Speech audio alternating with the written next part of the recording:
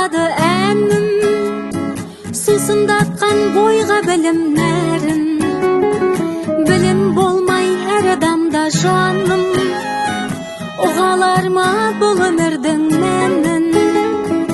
Өтпес үшін құр бекерге күнің, бізге керек тәрбие мен білім.